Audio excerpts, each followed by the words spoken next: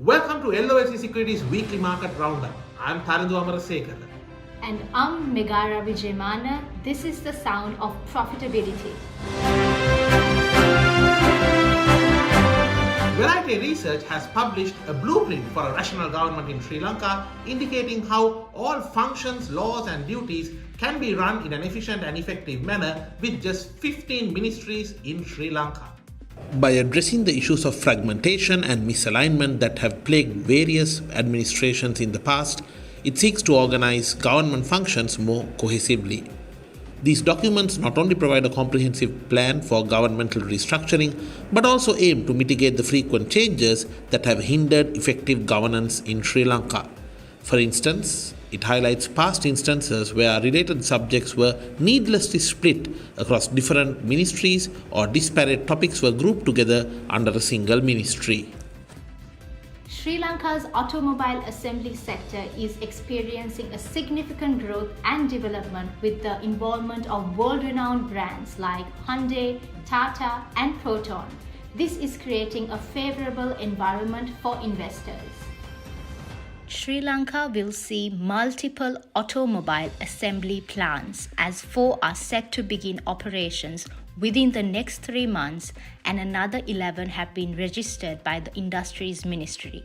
Following the SOP launched in 2021, there are over 15 automobile and motorcycle assembly plants currently operating in Sri Lanka.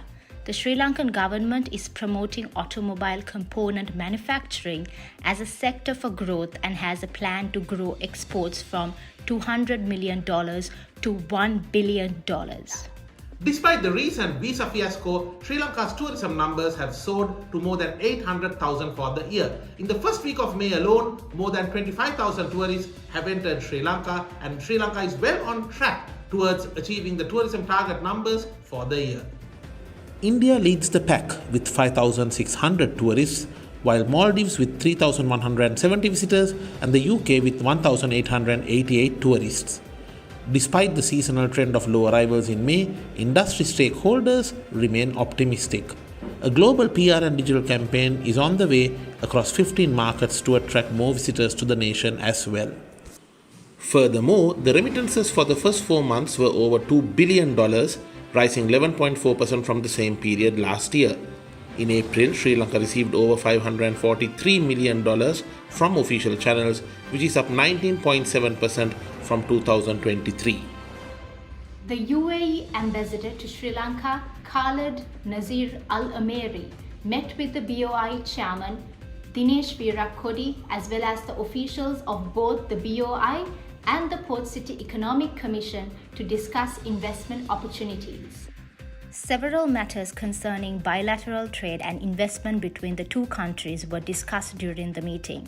BOI is collaborating with the UAE ambassador to arrange a high-level government and business delegation from the UAE. Discussions focused on investing both in Port City and onshore. Furthermore, Sri Lanka was once again named among the developing countries that will get grants for 4 years from 2025 onwards under multi-billion-dollar dedicated fund from the Asian Development Bank. Sri Lanka could expect grants from the fund in areas such as adapting to climate change, food and water security, biodiversity, and environmental conservation.